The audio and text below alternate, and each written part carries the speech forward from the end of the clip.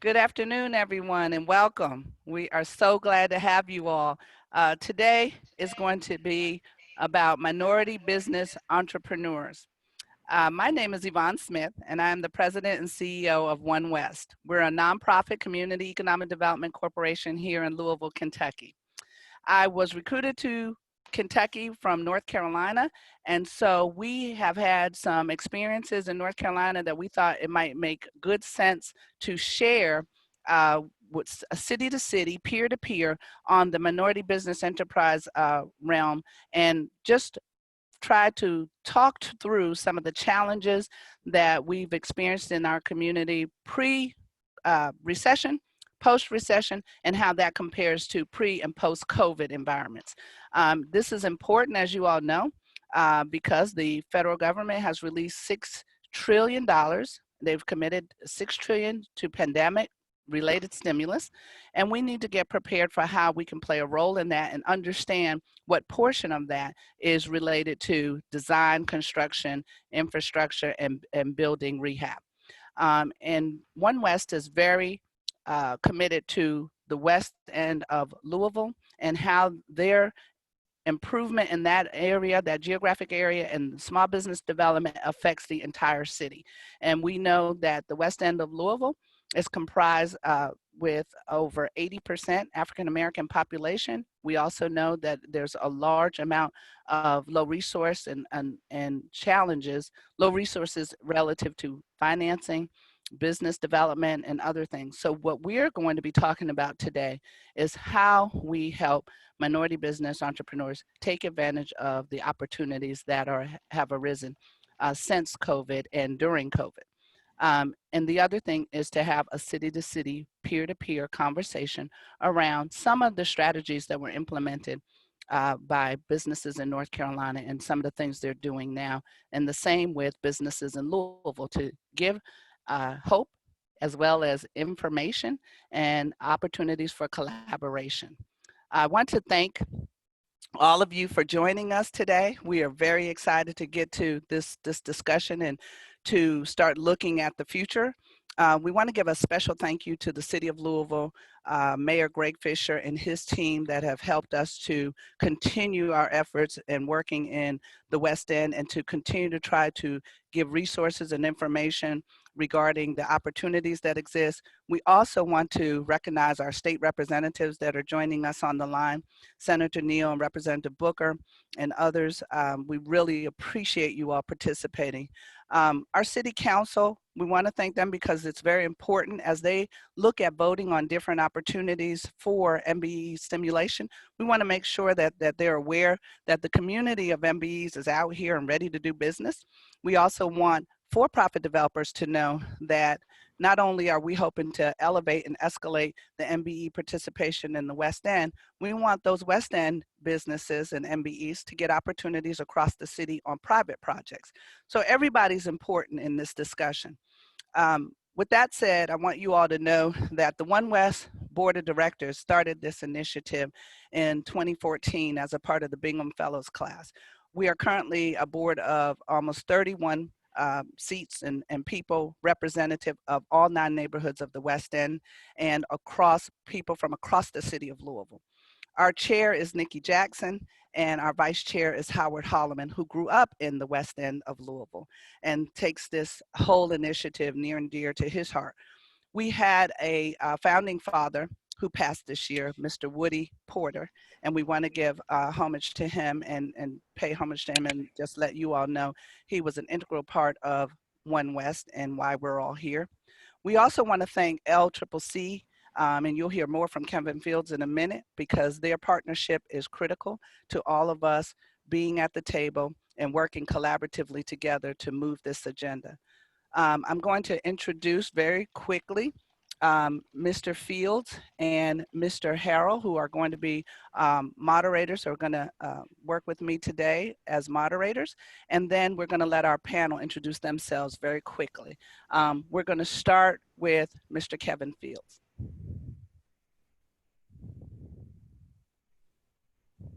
Thank you, Yvonne. This is Kevin Fields. I'm President and CEO of Louisville Central Community Center, for the LCCC, as Yvonne said. I just want to start by saying it's a pleasure to be engaged with OneWest on this initiative. We share a great partnership with Yvonne and OneWest, and we're looking forward to just being a part of this discussion and co-moderating with Matthew Harrell.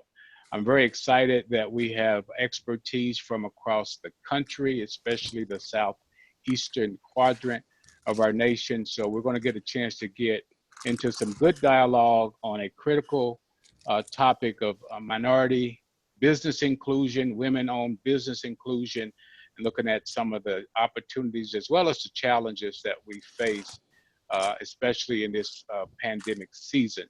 So again, thank you, Yvonne. We're ready to get the show rolling. Okay, Matthew. Thank you, Yvonne.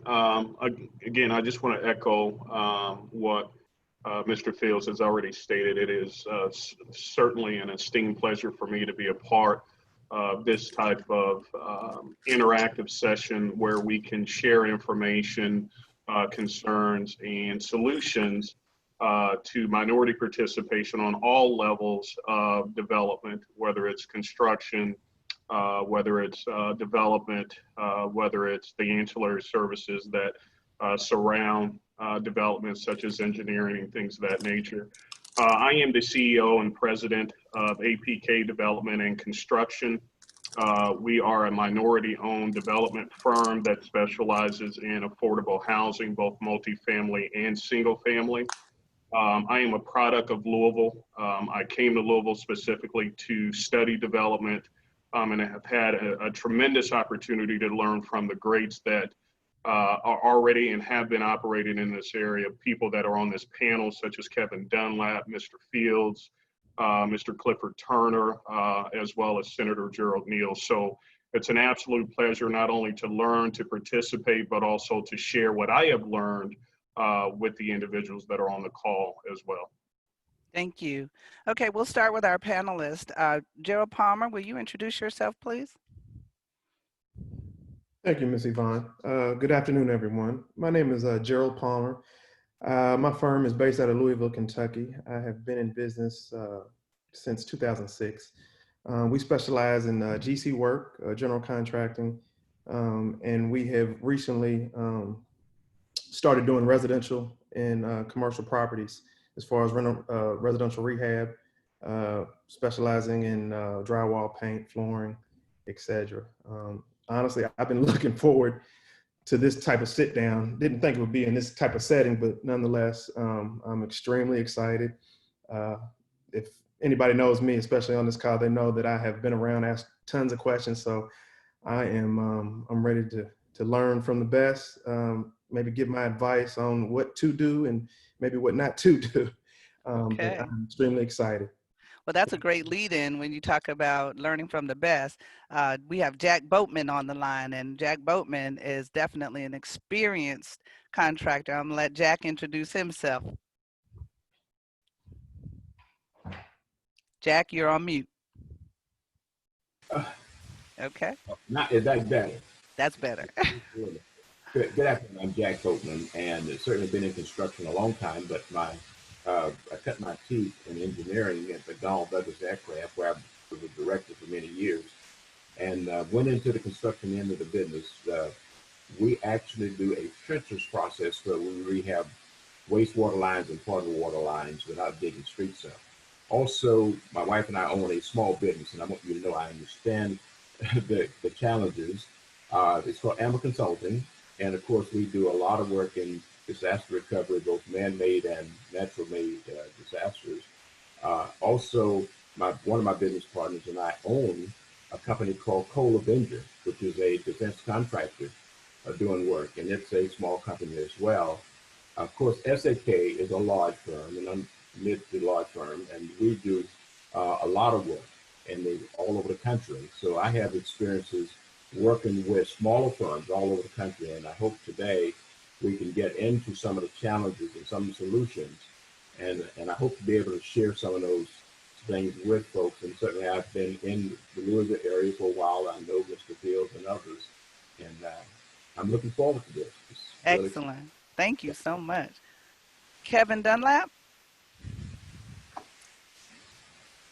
Good afternoon. I'm Kevin Dunlap. I am the executive director for an organization called Rebound Inc.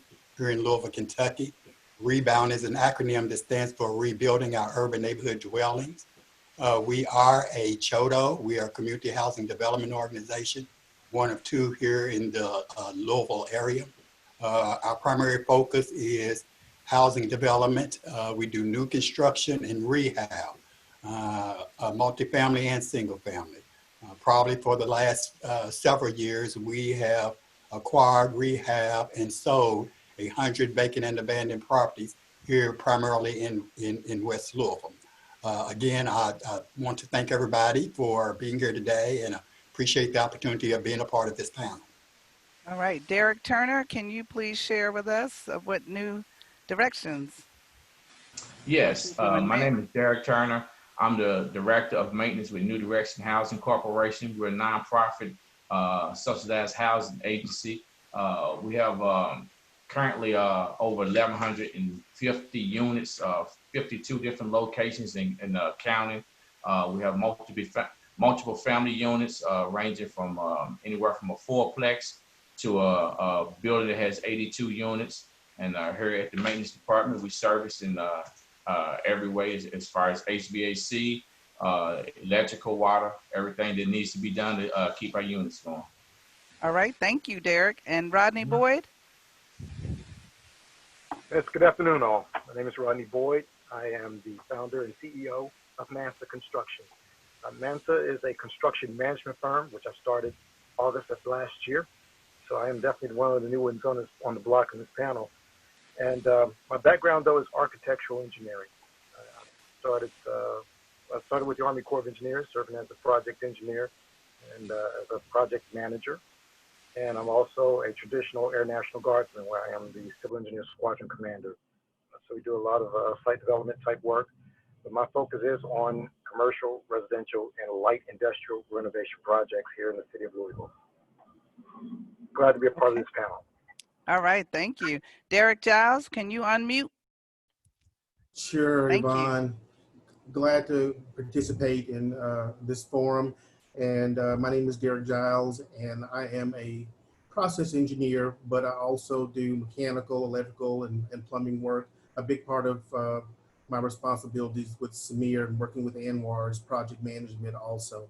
So I'm looking forward to sharing information that I have and perspectives. Look forward to hearing what's on everybody else's mind too, and would really like to focus on this as a networking opportunity, and particularly as we meet each other and discuss ways in which we might find to work together. We're in North Carolina, but I know you folks are, everywhere. But that doesn't mean that with the virtual tools that we have right now that we can't be, partners. So let's find those opportunities. Okay. Anwar Rashid, thank you. Good afternoon again, everyone. Thank you, Yvonne. I am Anwar, CEO of Samir Engineering. As Derek said, we do specialize in mechanical, electrical, plumbing, process engineering, energy as well. Our primary markets are water and wastewater. We work a large bit inside the plants, both plants and also outside the plants, from water booster pump stations or pump stations to lift stations. I think this is a very interesting and great time that Yvonne brings us all together. I too would like to honor one God sister or godmother who recently passed here in North Carolina, who helped start this conversation not only in North Carolina but throughout the country. Miss Andrea Harris, who you all may know. It's up to us to take that conversation to the next level and do what we have to do to make sure that we get the true inclusion of her idea and all of her life's work. So pleasure to be here. Thank you, Anwar. And John Davenport. Yes, I'm John Davenport. I am the owner of John Davenport Engineering. We're based in Winston-Salem, North Carolina. I have known Yvonne for about 20 years, right, Yvonne? That's right. And I've had my business now for about 18 of those 20 years. We are a civil engineering firm. Our specialty is environmental and transportation. We have various offices located in the Southeast within the state of Virginia, North Carolina, and Florida. And so looking forward to this seminar. Thank you. And on the line also is the OneWest team, Emily Vitale and also Chen Pang, and they are handling the IT behind the scenes. We also have to give credit to LCCC, our partner there. Miss Patricia is out, but she was instrumental in helping us get set up. So we want to let her know we appreciate her. I want to just kick off with just a quick list of housekeeping items, and then also I want to just give you the statement of purpose. Basically, we want to make sure we limit comments. We're going to call on people to address specific questions, and the moderators will do that. We ask that you limit your comments, and we're going to try to move this along because, of course, this is a very important topic. We're talking about getting prepared for market share, right? We're talking about getting prepared for opportunity and collaborating with one another to make sure that our community does well in the next decade from now going forward. And we've had decade after decade, we've had national crisis and then global crisis. So we've got to think differently about how we prepare for the future. So just a housekeeping is, please keep your comments to a limited amount of time. You will see time limits on your screen, and we've talked about that. And we are asking that each of the participants in the audience, please put your questions in the chat room. We are going to have Q&A at the end of each session, and we're going to go ahead and get started. I would like to kick off with our statement of purpose here. And I want to also just make sure that we stay on topic. It's very important to try to make sure we cover the critical elements of this. And please speak as if your client that you want to do business with is on the line, because they are. Today we come representing the past, the present, and the future of minority business entrepreneurs. As you all can see, we have a good cross-section of folks working in various different areas. Mr. Harrell's position is near and dear to my heart because I've been that entrepreneur developer, which they are very rare. And we also have in the state of Kentucky, architects, minority architects are very rare. So we have some room for growth, folks, and we also have some room for changing processes. I want to let you all know that we all agree there have been significant systemic barriers and economic challenges that our MBEs have and continue to face today. Our goal today is to not rehash the past. We're going to talk about challenges, but we cannot get knee deep into the weeds. There is going to be a time and a place for that, but today we're talking about how to get ready for the present and the future. We've got to come up, we have to use today to not polarize one another from the discussion. It doesn't matter how long you've been here. It doesn't matter whether or not you own a project or you don't own a project. If you're new to development, new to construction or not, we need each other. And so we're going to position the conversation in a collaborative way. Anything that takes us off that trail, we're going to try to get it back on track and make sure that we're moving this discussion toward progress, results, impact. We also need all of the community to help us reshape what has been systemically wrong. We cannot, as an MBE community, do it ourselves. We have to do it in tandem with our brothers and sisters that work in other spaces and places, and we're going to set the groundwork for that. We need a working plan around getting access to resources and opportunity. So I say that to let you all know that that is the premise upon which we're having this discussion today. We hope that other cities will have the same discussion and begin to build on best practices as we hope to do. Our intent today is to try to change the small business owner's experience in the realm of development, design, contracting, subcontracting, and the service and supply side. Remember, every business doing human services, accounting, and other services need us to be successful, especially in the minority community, because that is how we help to grow the ecosystem around economic development in our communities. And so I just wanted to say that before kicking this off, so that you all ever have, if you all have ever heard the term stinking thinking, we're throwing out stinking thinking today, and we're going to stay focused on progressive thinking. How do we get to the other side? When we're having this conversation in 2030, we need to be talking about success rate, and it needs to be high, and we need to have strong collaborative partners, and that's the goal. That's what we're all about. John and all my partners from North Carolina can tell you it was a heavy lift to make the changes that were made there, but we know it's doable and possible. And so the gentlemen that are on the line with us today from North Carolina, they've been 20 years down this road, and they've got some learnings, they've got some best practices, as well as the folks that are on the line from Louisville. The senior folks have got great information to share. We have very few people in our country that have performed at the level of Mr. Boatman. We have got to learn from him, stand on his shoulders, and go to the next level. And he didn't do that by sitting around complaining. He did it by being active and being proactive, and that's what I'm hoping we'll do today. So with that said, I'd like to turn it over to Brother Kevin, and to Matthew, and let Matthew kick off the session on challenges. Thank you, Matthew. You're welcome, Yvonne, and thank you so much for such a powerful introduction as relates to what we're trying to accomplish here. I think it goes without saying that the level of knowledge that we've amassed here is going to be beneficial, not only for me, but for those that have joined us, those that are online that may have been meeting for the first time. It's very encouraging, particularly you can feel like sometimes that you're on an island out here when you're trying to make the types of things happen. And that's particularly because of a question that I want to jump right into. And Kevin, I'm coming your way immediately. I know we serve on a board together. So, you know, I've had an opportunity to watch you in action and Rebound in action and how you guys move in the community. So I think this is a really good question for you.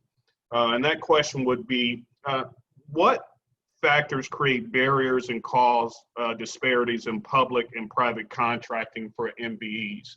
I think it's a good question for you because we know that you operate in different levels of development, from single family, multifamily, rehab, new construction, and you've been doing it for a long time. So I know you've had a great vantage point of that. And, you know, COVID has introduced a new dynamic to the situation, both with you know, the dollars that are being released from the federal government, and also the opportunities that we've had with opportunity zones and things of that nature. So if you could speak to that a little bit and kind of tell us what do you feel those barriers are for MBEs? So I'll speak from where I sit right now as the executive director of Rebound.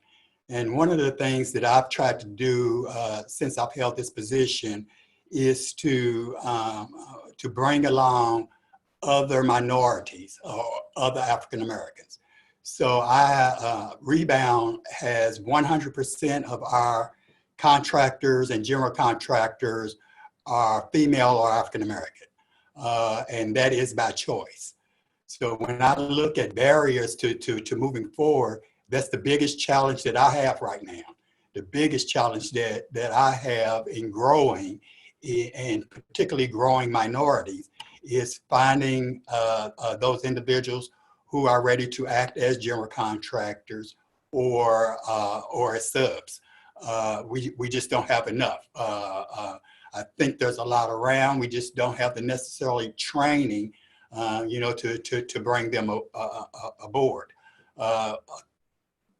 Likewise, always a challenge is funding, and actually finding funding to do the work that we do.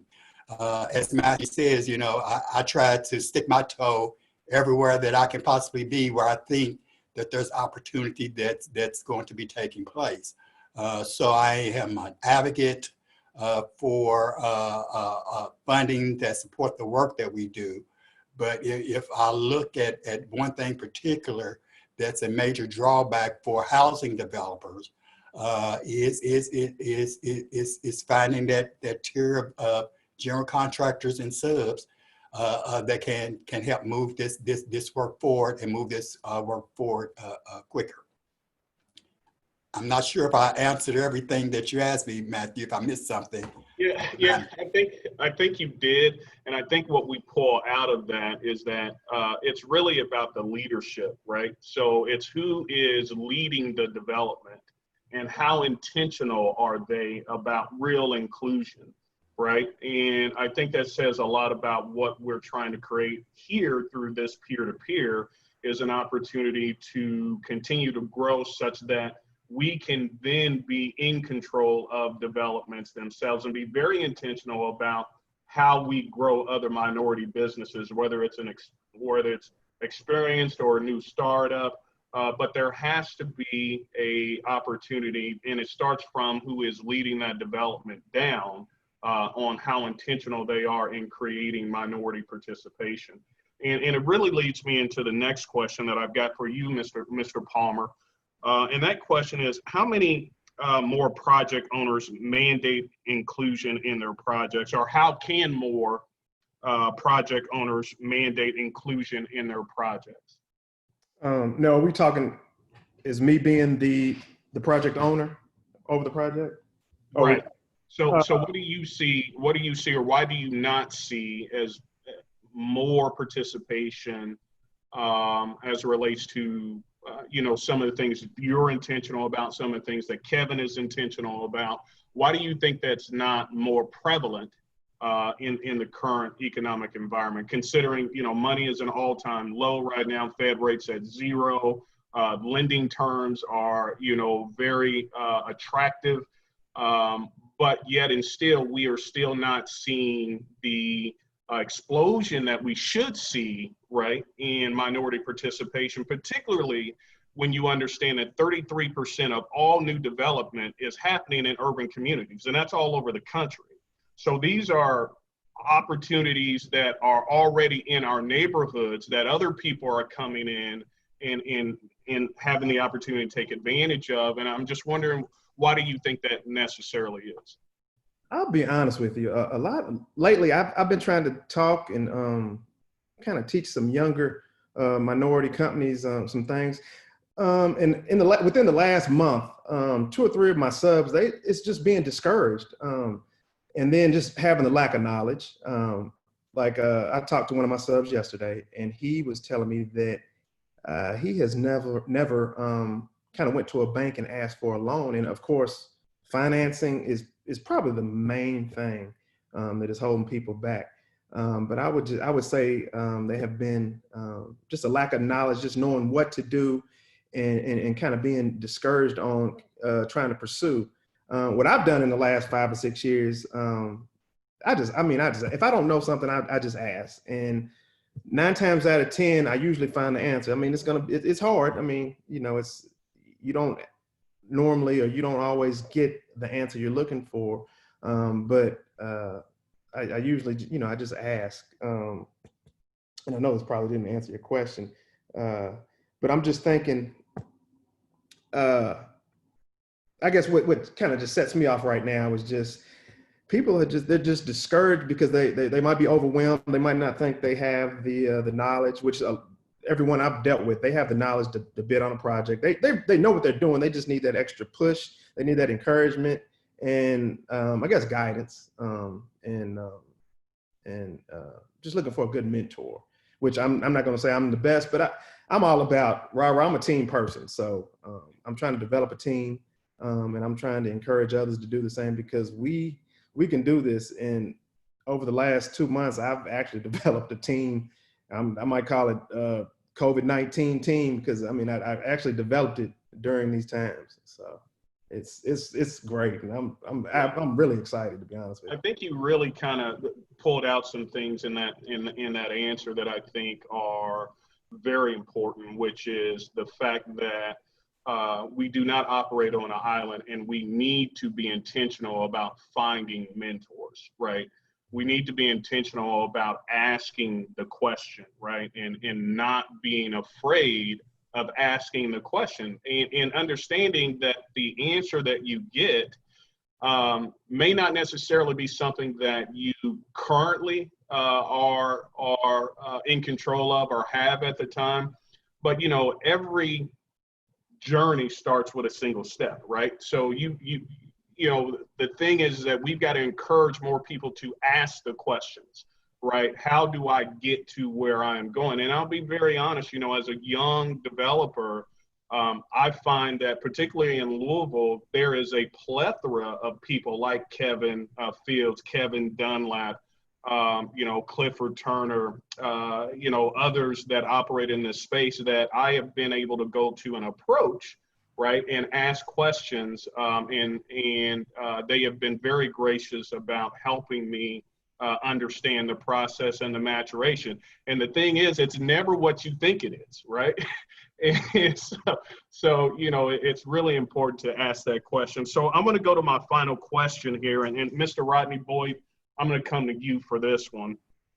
What areas warrant further investigation and policy research with respect to contracting disparities experienced by MBEs? So where do you think the issue falls from an administrative point of view in terms of encouraging people that are in charge of development, and how can we spur more, I don't know if pressure is the right word, but more advocacy, right, to have those individuals look out and really be intentional about including MBEs, and where can we address that from a city level, administrative level, state level, because we understand that most developers access funds from dollars that we create.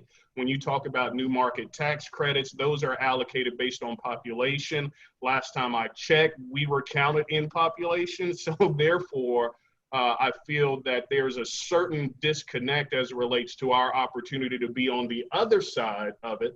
But we are certainly counted when you're generating the funds. So, you know, that's a great point that I'd like to pull out of this discussion and really hear from you in terms of what your thoughts are. Okay, sir. I think you actually had the right word when you said forcing. I think it's something that will definitely include intergovernmental coordination. You have a lot of agencies, whether it's at the federal level, the state level, and the local level. And I feel like that's something that's going to be very critical to being intentional about including MBEs. To your point earlier, I think financing and business development gets to the heart of the matter. When I think in terms of business development, I think we know what we're doing, but as the gentleman mentioned earlier, the mentorship, or more importantly, a mentor-protege relationship. I feel like that is key to really going forward and making some measurable progress in terms of MBE inclusion. One other area that I think would certainly help as far as legislation is providing minimum participation levels. I know that there's also goals that are mandated by different entities, and I look at those as goals as the upper limit, but when you talk about the floor, a minimum participation level, if we can hold those type of project owners accountable for including that in their contracting basis, I feel like that would be a way ahead.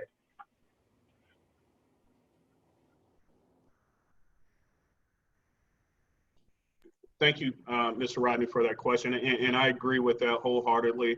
I think it has to be intentional on every level. And then we've got to be advocates for that as well in individual board meetings, organizations that we belong to, and then how we conduct business on a day-to-day basis also. And I think, Kevin, you hit on that when you were talking about being intentional about including and building, using minority contractors. I think that is something that we all should aspire to do if we're not already doing it. And my guess would be that we probably are. So, at this point, what we'd like to do is kind of open it up for Q&A on this part of challenges or this part of the peer-to-peer. So Emily, do we have some questions out there? We have not had any questions directly come in regarding challenges, but if any do come in, I will be sure to let you know, Mr. Harrell, and we can keep moving to our next topic of policy. Okay, great. So at this point, what I'd like to do is turn the conversation over to Mr. Kevin Fields, again, a mentee or mentor of mine here in Louisville, Kentucky. And Mr. Fields, the stage is yours, sir. Thank you, Matthew. And I'm enjoying this conversation. I like everything that I'm hearing. And I just wanted to move it from a Q&A format in this section where we talk about policy to more dialogue, because I know that our panelists, we have such a great panel here, and I know that our panelists are full of information and are just busting at the seams wanting to get in. So I want to suggest that you take advantage of this Zoom feature to raise your hand if you want to piggyback on someone else's response to the questions that I'm going to put out. But we want to talk about policy for a moment. And I want to start with, coming back on Yvonne's rousing statement of purpose, where she reminded us that we're in a unique season here and that we're looking at a federal stimulus package, two of them, in fact, totaling $6 trillion, and something that's never happened in the history of the American government. Now, we know that this pandemic is the cause of that, and it's too unprecedented.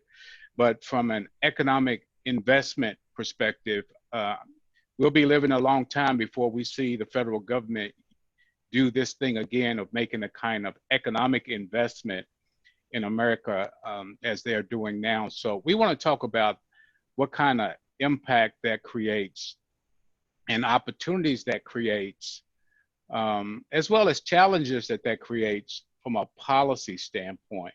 So, many of us who are on this panel, we've been in the world of construction and contract management, contract development, and we're always looking for bidding opportunities when we're in that space.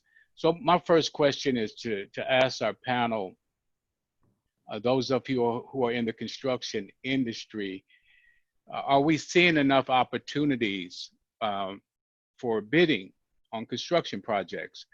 And we're not going to limit it to any one community because we've got communities from across the country, but we've got some folks here in Louisville. And I know that Jack is working on some things. So I want to start there just to talk about bidding opportunities and what kinds of experiences we're having. How do we grease the skids and make more opportunities more accessible to our minority businesses? And I'll start with Jack, and I'll come back to Anwar.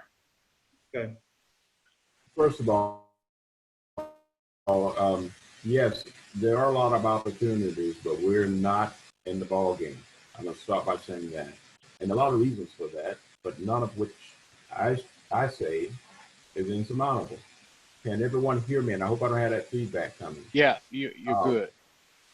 For instance, I'm in the utilities, underground utilities. So we're talking about water, wastewater, but I have also worked in the aerospace industry, which is a highly technical industry. And as a matter of fact, I headed up a program that was all about trying to find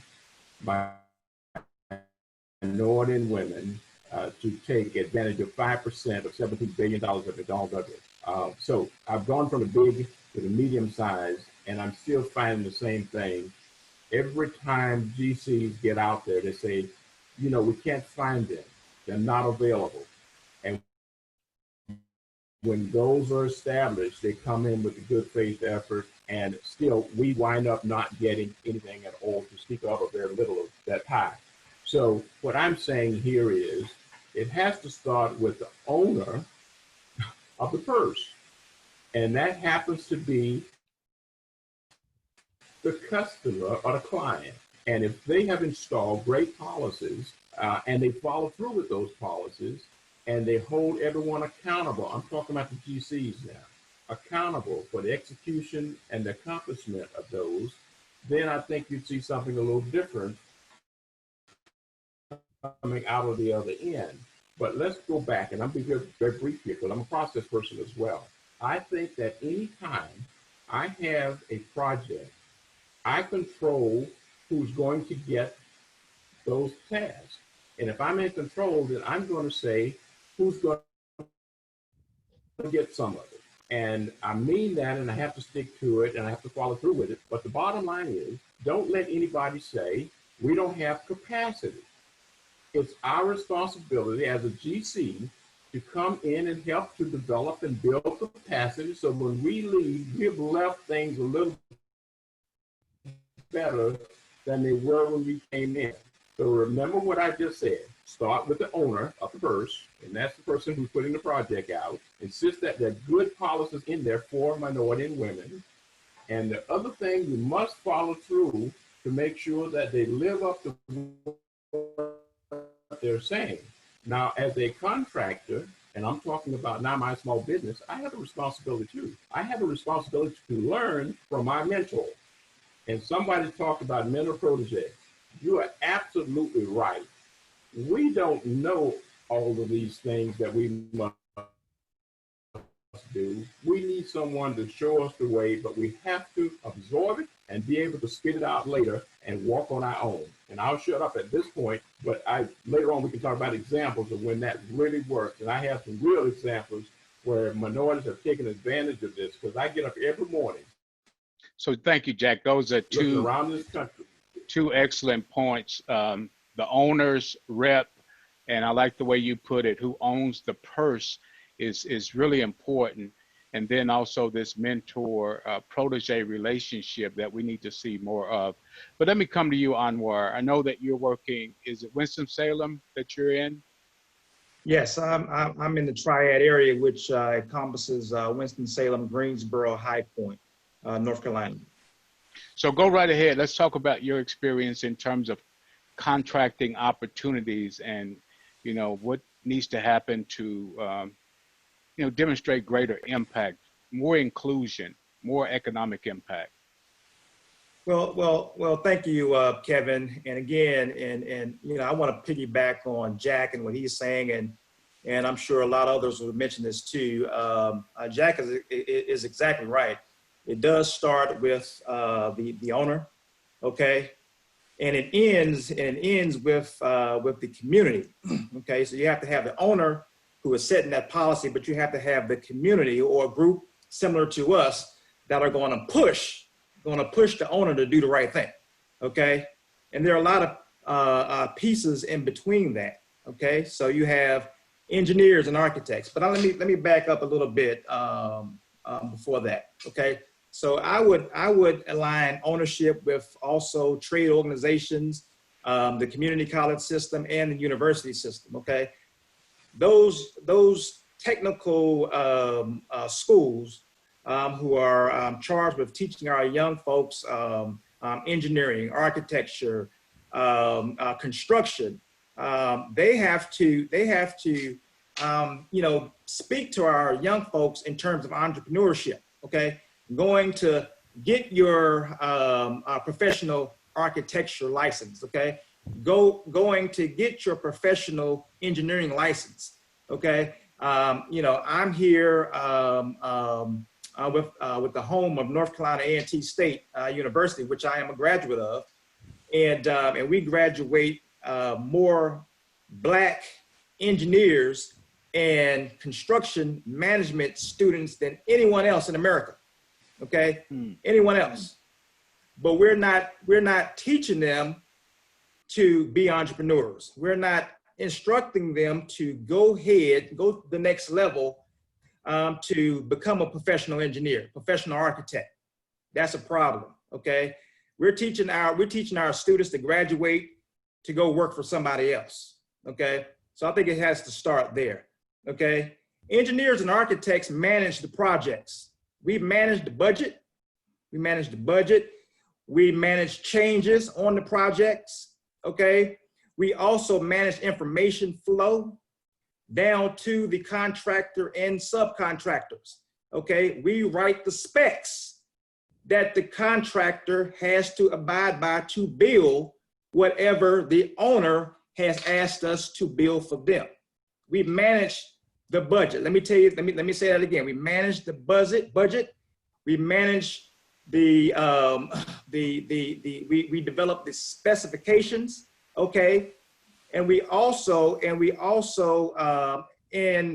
relation with the owner, we spec out the all of the tools that we're going to ask the contractor or subcontractors to bid on. Okay, so it's important. It's important for us not to skip the developer or owner's rep down to the architect to the engineer, because we're gonna flow that information down to the GC, to the sub. Okay, and what is that going to help do? It's going to help increase participation on the overall project. Okay, and again, and then we have to have an organization. We have to have an organization from from the community standpoint to a group like this that's going to be pushing the owner to do the right thing from the outside. And the last thing I would say about this is that instead of talking in terms of mentorship, let's talk about coaching. Okay, I don't need a mentor. I need somebody to coach me, to tell me exactly what I need to be doing and what I don't need to be doing to accomplish the goal. I need somebody to say, this is what is right and this is what is wrong. Having lunch with somebody, in terms of sitting across the table, the mentors is okay, but I need somebody who's going to actually take me under their wings and and coach me up, because, so I can be guaranteed to be going in the right direction. And I'll leave it there. That was awesome, Anwar. And I appreciate everything you said, but you opened up by saying that it starts with the owner and it ends with the community. And I want to drill a little deeper on that scenario because I want to flip the paradigm and suggest that let's envision the need for the community to be the starting point for this. Because everybody's not going to represent from an owner standpoint the way that Kevin Dunlap does when he talked about, from rebound standpoint, that he's going to make sure that minority businesses come along because he happens to be a minority himself. And then we're in a situation here in Louisville, and maybe the same in other cities across the country, where often that owner's rep is not of the same cultural persuasion as those minority business owners who are up and aspiring, as well as those who need to be cultivated. Because, I love to focus on young people. We do need to be working with our young people and bringing them along. So I want to drill a little deeper and call on someone else, and just raise your hand and jump in. But let's envision, what does the community need to do to challenge the status quo? Those who tend to be owners, those who are empowered to make decisions about who gets contracts, who's included, who's not, those who can go the extra mile in some cases and create these mentor protege programs within their entity. But if they're not doing it, we have to step up, right? So what's the community's role here is my question. And I'll call on you, John and Derek, to speak on that. Both of you guys are there, and I know you guys have something, and anyone else who wants to jump in, please do. You want to go first, John? Go ahead. You're good. Sure. I think that's a pretty interesting topic, but it's critical.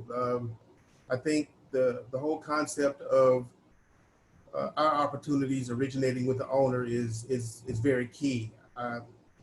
So much so that even within a particular organization, we have seen different departments and different organizations of the same public entity where the opportunities in one department are very scarce, and just you change the cost code and go to another department and the opportunities are very plentiful.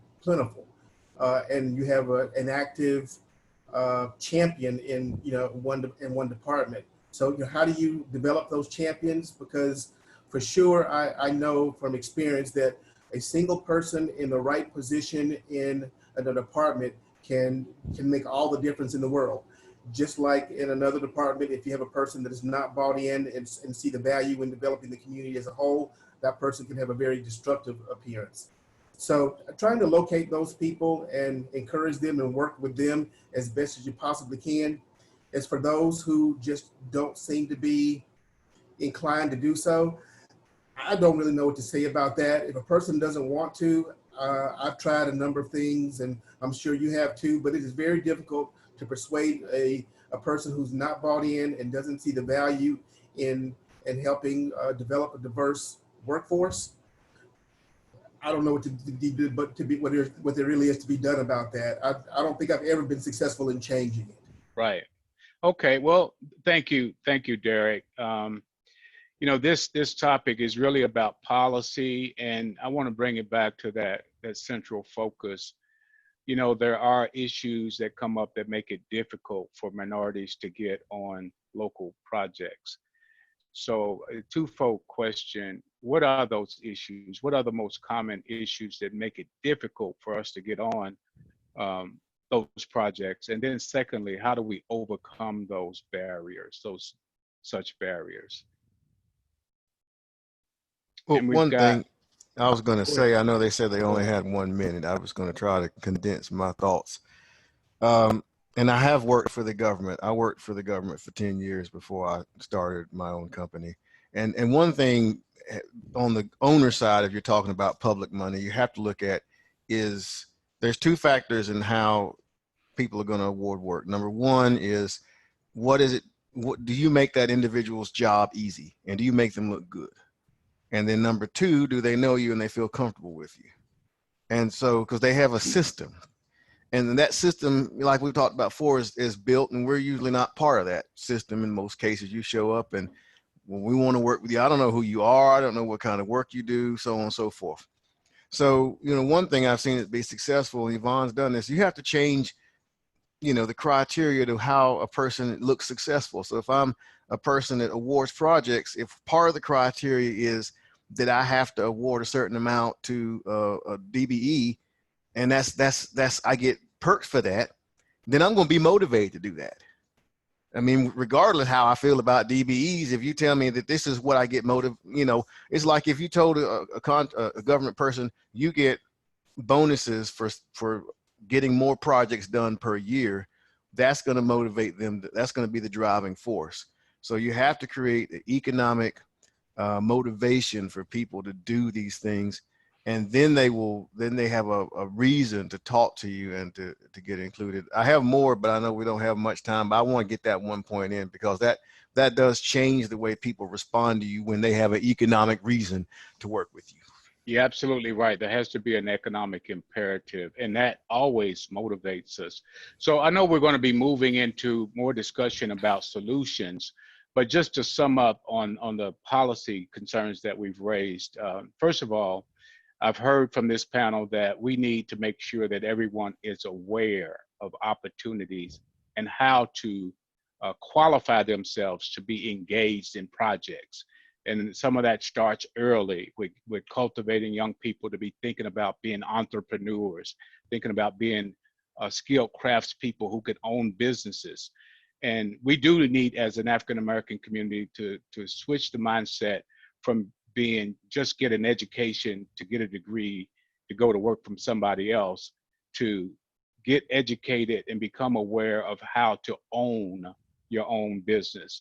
So I just want to thank you guys for adding to that discussion. I know we're going to have some more Q&A. We got a few minutes of Q&A.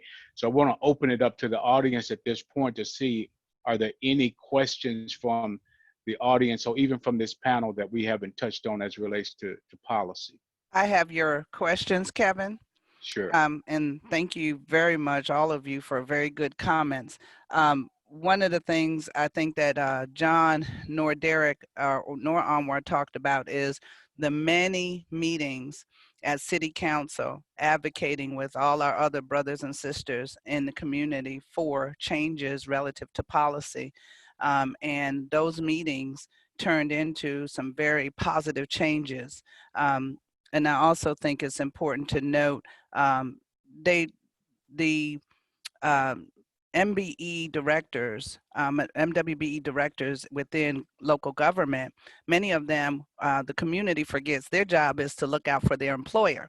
And so that while they're supposed to administer programs, it's not their job to fight their employer for your initiatives. It's the community's job to represent their own interests. And so when we refuse to come together and talk about the fact that Kevin Dunlap needs more bricklayers, or he needs more sheetrock folks, or he needs, people to do the work, if there's a gap in availability, that's an opportunity for our community. And so when he recognizes, hey, there's no training for this, there's no resources for this, we've got to work together to figure it out. These are opportunities. And we have partners within the community that we can talk to about that.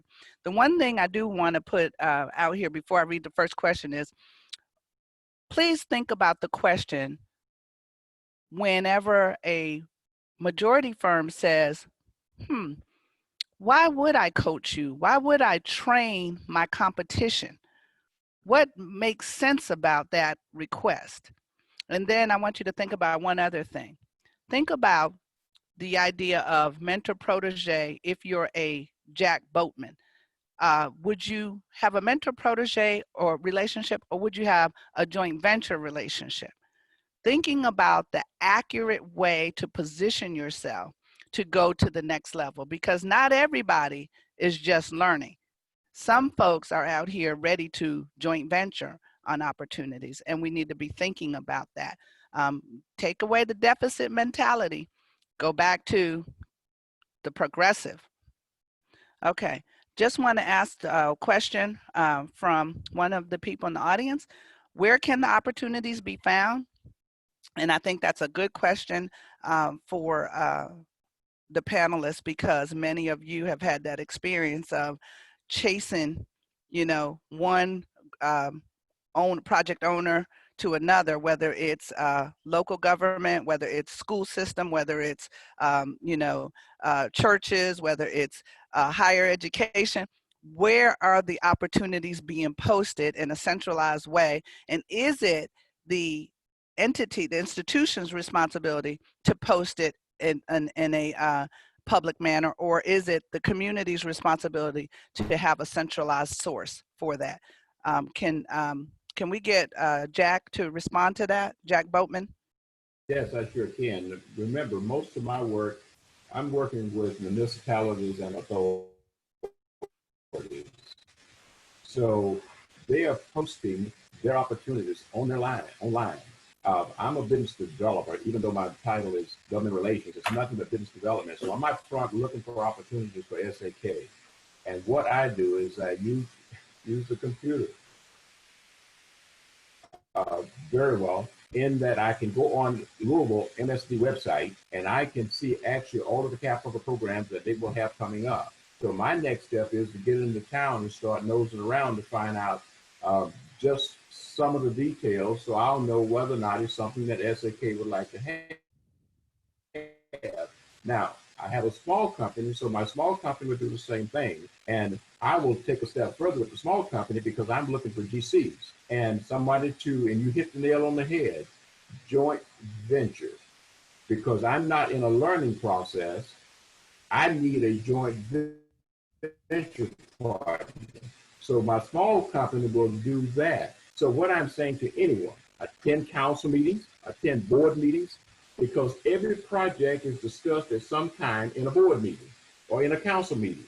And so if I would just take a few hours out of my day a month and go to the board meeting or the council meetings, I can learn a whole lot. And then I get on the computer and follow up and dig it out. And when those projects hit, I don't wait for a GC to call and say, Jack, can you? I already have ordered my plans and see in those plans what I can do, and I approach them.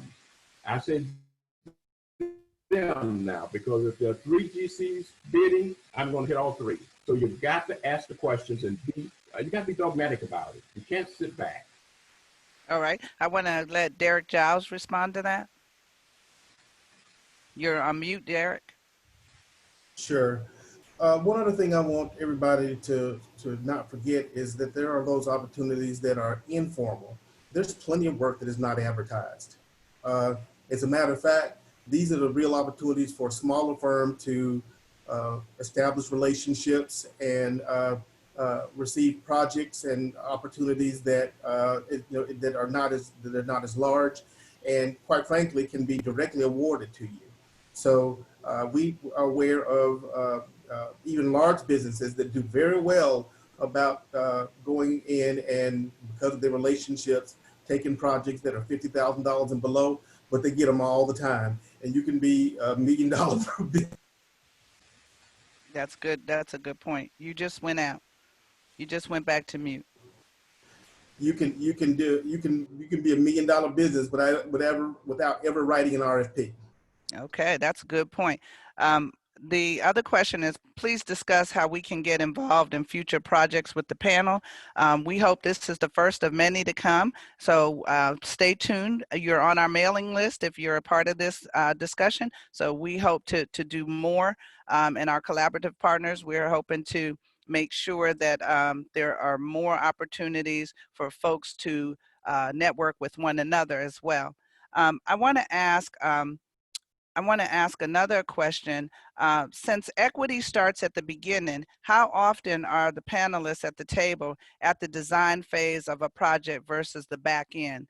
And so that's a good question, I think, for John Davenport to start with this response. And then I'd like to jump up to Gerald Palmer on that one, because he's coming from the general contractor standpoint.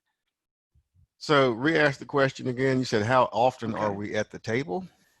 Yes, at the table at the design phase of a project versus the back end.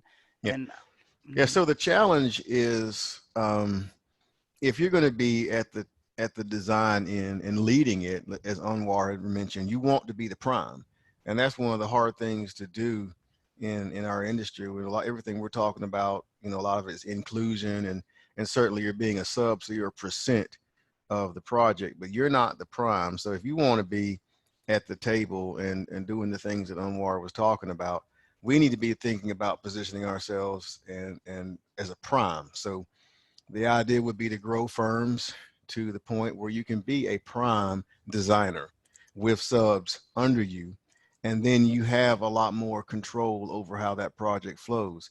When you are a sub, you have to take the pieces that the prime gives you, or that the city or the owner designates to you. So that's an area that really we don't have as much control as we would like to as subs and minority firms if we're not a prime. We have been fortunate with a lot of the efforts that were made here in the Triad to become primes on a number of jobs. So that moved us way up the ranking from being taking a small piece of the pie to us being able to divvy up the pie ourselves. Gerald, do you want to comment on that as well? Gerald Palmer? I actually have a funny story behind that. So when I was working for my dad, and this is actually when I was in college as a kind of a project manager / laborer, there was an individual I had a pretty good connection with, and he was actually he was a civil engineer, the engineer on the project at the time. And of course, we were a sub on this. And let's fast forward to 7 to 8 years later, that same person that was the civil engineer, he's now running the entire facility. So he is the lead engineer. And there was a job that came up, and I was at the head and the design of the table. And this is after I started my own company. So I would say I kind of got lucky. But then again, if we didn't have that rapport, and I guess what I'm trying to say, relationships. So I built a relationship with this individual, and he knew me he knew everything about me, and I guess I kind of skipped the process. I went from having a good relationship with this individual. He knew me for the years, and I guess the brother just got, I just got right at the table, and we had a beautiful relationship from then on. Because I mean, you just never know what would happen within 7 to 8 years. Same person. He knows me. I know him. He knows the type of work I do. He knows that I know everything about the job, and he gave me a chance to kind of sit at the table and give my views and advice. And I'm not an engineer. I'm not an architect by trade, but I've been around enough things to where I know what can work. And I've been with a lot of engineers and architects, and I listen, I ask questions. So I just want to say amen to what you're saying, Gerald, because your example is really what it takes to be at the table at the beginning. It's all about having the relationships with either the policymakers that are creating and owning the project, or the primes that they are looking to take their project and bring it to life. And as a sub, it's all about doing the research and finding out what projects are out there and who's owning them and who's likely to be the prime or be considered as the prime, and how can I get to know them? Because it's all about relationships. It's really all about relationships. And the question that was asked is an excellent question, because if we as minority businesses are only going to get contracts based on what's being advertised, well, that's way too late in the game, because most contracts are awarded through people who have relationships with people. And if you are a good prime, you already know the community that you're in, you know who's who, and you know who you're going to work with. And it shouldn't be a stretch for you to have to look out and find a minority just because you want to meet a goal. You should know who your network is, and there should be viable minority businesses as a part of your network. But I think that responsibility comes back to those of us who are minority, is we got to work in a coalition together, and we got to be cultivating relationships beyond. So I do want to come back to that question another way too, because from our standpoint at Louisville Central Community Center, we do engage on economic mobility as a part of our portfolio. And so in that work, when we do our economic summits and the various programs that spin off of that, it's all about, we're a nonprofit organization. We're all about bringing people together and creating that culture, that network, that environment where businesses can come together and network and thrive upon each other. So we do our work year round, but stay tuned for an upcoming summit in October. And if you're interested in connecting with us, please let us know. Okay, with that said, that's good information. With that said, we're going to move into the resources side. And I do want to let you all know that OneWest and LCCC and some other groups are working together. We're working on procurement and just kind of sharing information around procurement policies and how all of us, New Directions, Kevin Dunlap and others, how we're going about the business of creating equitable procurement policies, so that as we hire for different construction related services and design, that we're all somewhat on the same page and trying to exercise tried and true best practices. I want to give Derek Turner, as we move into resources, I want to give Derek Turner a chance to talk about, because this really touched my heart, and as the only woman on the panel, yes, I can go emotional.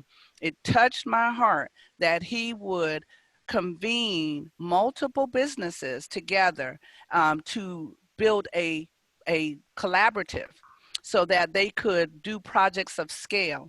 And I think that was just, that had to be inherent in his spirit to do that, because many times our small companies can't bond individually and can't get the adequate insurance. And he saw an opportunity and pulled some folks together. And when you talk about resources, that created a resource for them. So I'm going to ask you, Derek, to speak about that briefly, because I think more of us need to think collaboratively, and how, we get out of the crabs in the bucket mentality and just start thinking, how can I maybe work together with my brother across the street or up the street to do something of a larger scale? Okay, you kind of froze, but I do think I heard the gist of what you were saying. First of all, I want to be real brief and say that here at New Directions, we cultivate and work in the community with minority business owners to create economic mobility. Some of what you had said here at New Directions, we do have a lot of small businesses that kind of work together. I kind of spearheaded two companies to combine their work as far as bringing their companies together. To be brief with it, one guy may have a company that's real good with flooring. Another guy may have a company that's real good with drywall work. And we do have an abundance of work going on. So I kind of got them together to say, take their expertise and kind of put it together to try to make a bigger company where both of them can still strive and make money here with New Direction. You just went mute. You're mute. I'm sorry. Okay. I'm taking phone calls as they come in. I do apologize. My phone never stops ringing. But I do hope that kind of answers what you was asking. It does. And I want to also say New Directions is one of the few entities in the community providing childcare services. And as we come out of this COVID epidemic, you know, that's the #1 challenge for families. And so we applaud you all for staying in there. OneWest also supports an entity providing childcare services at 18th and West Broadway.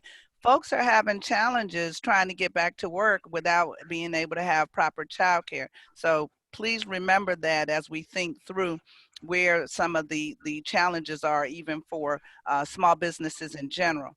The other thing that I would say as we move into resources, I'm going to share with you some slides, but very quickly, I want to just do a shout out to Carl Braceley and 7 p.m. who have been working with minority contractors a long time now, and also working with small minority businesses from the Bridge Project to, you know, current day. And they're going to be partners with us as well in this effort to start trying to build a collaborative around information and resources, so we're not all scrambling for the opportunities, that folks will feel like they have a centralized place to come and get information and to grow their businesses. And then maybe they might look at LCCC or OneWest as a place to house their business and begin to build their brand. But we're all here to work together and to help in this initiative. So with that said, I'm going to go ahead and one point. Okay. Who was that? Oh, Jack. One stamp on Derek. I like Derek. You're on the right track. Are you still there? Did everybody knock? Okay, that's okay. We can hear you. Go ahead, Jack. Derek, go ahead. You're on the right track. As a GC, we move around the country, and I can tell you from California to St. Louis, Missouri, that is one of the techniques we use quite often, because we have a problem with smaller businesses with the financing, with the bonding, and with the insurance. So one of my tasks is to get 2 or 3 smaller businesses together, and they got to kind of love each other, and they form a relationship, a joint venture, and that joint venture is what subs sometimes or become a joint venture to SAK. So that is a technique that we use quite often, and it works. Thank you.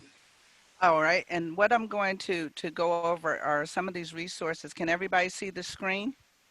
Yes. Okay. So one of the things I should have had as the very first thing is community. So when I started my business in being a for-profit developer, the major project that I was able to get on, which was in downtown Greensboro, was due to the community. The community was very adamant that we would have minority participation on that project, the South Elm Street project, and they pushed for that. And as a result, as a new developer, not new to development, I had 20-year track record, but as an individual and private company, the community led the charge to get inclusion. And so they were instrumental in that. And so also, John was a part of, John Davenport and Anwar and Derek were a part of discussions we had in Winston-Salem to get inclusion on a $200 million bond that was coming out. And so that happened as a result of the community going to the table and having discussions with leadership, city leadership, about what could happen. Again, we're at OneWest. That's the same discussion that we're having now. How do we make sure that we have inclusion on our projects, and how do we make sure when we see gaps in different areas for our contractors that we can be resourceful in helping them to address those, because this is about wealth creation, folks. And if you've got $6 trillion moving, I'm sure we can figure out collaboratively how to get a market share of that for our minority businesses. And there's such amazing talent in Louisville. I know that we will come up with solutions and answers. But just to give you a quick list of some of the resources, we've got bonding resources. There are banks and CDFIs. But one of the things that we just learned in the COVID environment, we learned that many of our small minority businesses were not either were unbanked or undocumented. And so we've got to do a better job of making sure that our small businesses have the right kind of financial assistance to make sure that their financial statements are in order and that they're keeping up with their accounting and their HR documents. Because when you went to apply for PPE funding, you were behind the 8 ball if you did not have that information readily available. And then the other thing that happens is you get behind the big businesses, the big corporations. So if you don't have a banking relationship, then you're even further behind the big businesses, because you're not going to be the priority with the accounting firms and the banks that are trying to get the big companies who, of course, are their major clients in the mix. So we have to build collaboratives and coalitions around supporting one another and sharing this information and helping folks become documented on the financial side. The other thing is data, the bid opportunities. There is a huge opportunity here for us to figure out a centralized way of accessing data because, of course, small businesses don't have all of the resources to run from place to place, and or even, like Jack Boatman said, to sit at the computer and try to identify each of the opportunities. We also know there's a huge gap in our community around blueprint reading and assistance in submitting bids and responding to RFPs and RFQs. So that's requests for proposals and requests for qualifications. So we've got to attack those deficits. There's also, we've got to build more alliances with University of Louisville, the business department, and see where they can assist us. And then we've got to get our arms wrapped around who's available for joint ventures, who's available for mentor protege, who's available for apprenticeships, and then who's out there that's interested in investing in our businesses. So those are real opportunities, and those are conversations that we shouldn't be afraid to have. Moving on now. Okay, MBE resources, the partnership structure, we just talked about that. Now here's a real asset in our community. The SBA office in our community is truly an asset. The SBDC office has been providing small business business plan assistance. We've referred a number of people to them. We're going to make this information available to you all after the conference is over, but we just want to let you know, reach out to the local SBA office, and then business accelerators. Don't assume that the accelerators located in other parts of the city are off a limit or are out of limit for you, because they're not. You should reach out, you should find out what resources they have, and then feel free, if you need to contact OneWest and talk with us about whatever else you think you might be missing.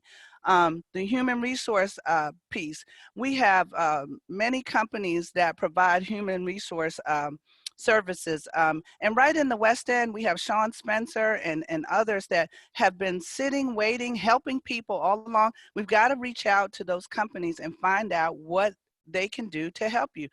So that those resources are there. One thing I think we do have a shortage of are accounting firms in the West Louisville. There's an opportunity there. We have some, but we could use more. But please reach out, know that they are a part of the ecosystem. For those that are in the community, they are part of the ecosystem that helps make the engine go for the small business owner. Legal. We need to build some bridges with the legal community because, as you all know, legal costs are expensive. If you're trying to get a contract reviewed, that's expensive. So we need to start building alliances with the legal associations and the universities, schools of law to get assistance for our small businesses. Trade associations are important. We need to have a relationship with the architectural associations, the general contractors. That's where you learn. When you go to those trade association meetings, that's where you can start getting some mentors and some protege relationships. Local and state governments, they're very important. They are right now, I think Louisville, and nothing against North Carolina, but I think Louisville Department of Economic Development is amazing.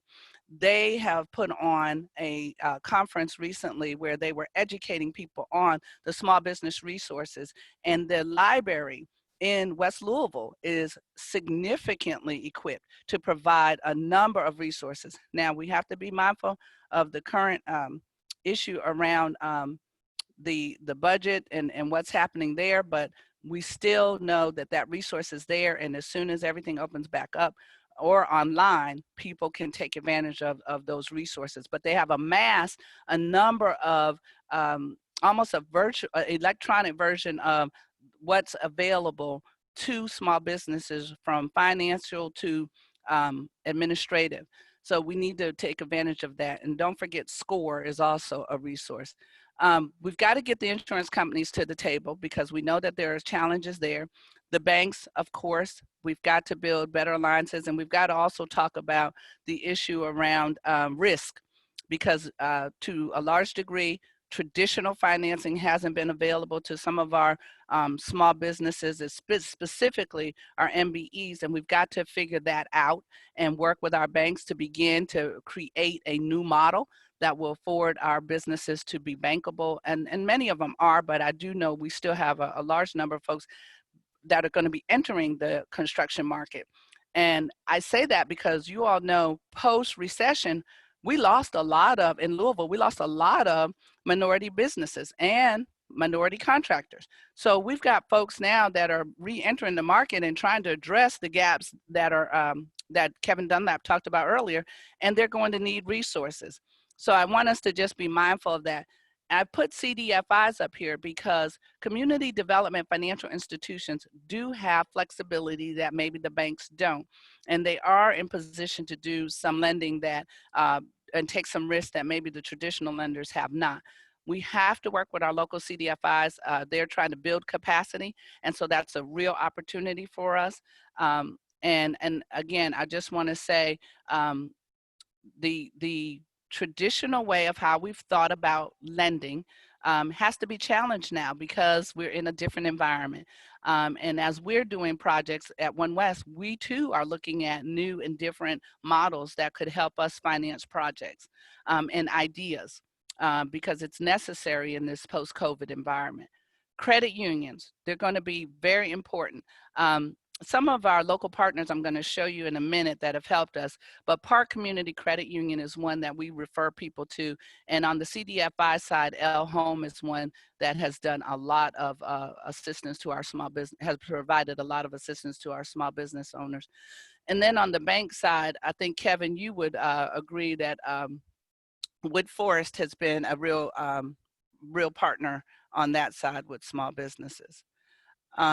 And then I would say, do not ever discount the philanthropic community because they are showing up in a big way to provide resources and in a way that I haven't seen prior to in the last 20 years, honestly, just from what I've seen here in Louisville and even in North Carolina. I have just seen a number of philanthropic organizations taking leaps and bounds into this non-traditional role of helping small businesses. So we need to be talking collectively about that. Again, look at Louisville Metro Government's website, look for the opportunities there. Don't be afraid to reach out to Robert Byers with Wood Forest Bank, Park Community Credit Union, Raymond Smith. He's at everything. He is always in the community looking for opportunities to help. And then El Home and Amy Shear, I can't say enough about them. So with that, we are again going to make this information available to you all. And now I'm going to ask if we have some more questions that we need to address. And can I jump in quickly, Yvonne, because I love your presentation. It really just reminded me that Louisville is a resource-rich community. And so I know that we need to talk beyond resources. We need to talk about strategy and what are some of the strategic gaps that still exist in our community. Is it access to capital? Is it networking? Is it more mentoring? But I'd love to see a poll from our audience. We've got a great audience of over 60 individuals connected to this webinar. Would love to see from a community perspective, where do we need to focus ourselves strategically as a resource provider? And I'm talking about the composite of us that do this work. So that would be a good way, I think, to summarize your presentation. Absolutely. Well, we do have the polling coming up on your screen. There'll be a couple of questions, but we also, while you're answering that, I'd love for to ask one of our panelists, one of the questions that was asked by one of our attendees, how do I get past working with someone as a mentor and then they go work with my clients and become my competition? I have tried a non-compete clause, but they are not effective. That is a good question. I would say, Gerald, have you had that situation? Or I would say, Matthew, you might have actually experienced that one. You know, I can't really say that. Well, I do actually have an experience, but only one out of the 3 years since I was kicked out of the nest and said that my mentor told me he couldn't teach me anything else. I had to go do a project. It was on the job training at that point. But since I've been doing this, I've only had one thing that has happened like that. I would say for the most part, it really goes back to the relationships and the type of relationships that you establish. I think people tend to do business with people that are similar to them, right? So there's a comfortability that has to be in place in order for you to do joint ventures and to work together. One, because just the nature of what it is that we do, there's so many moving pieces, it's already stressful enough. You certainly don't want to be stressed about the partnership that you have, right? So, we try to be very intentional about the relationships that we develop and the people that we work for. And we also, and I don't think there's anything wrong with that, we look to see what is there for us to gain in terms of the partnership, right?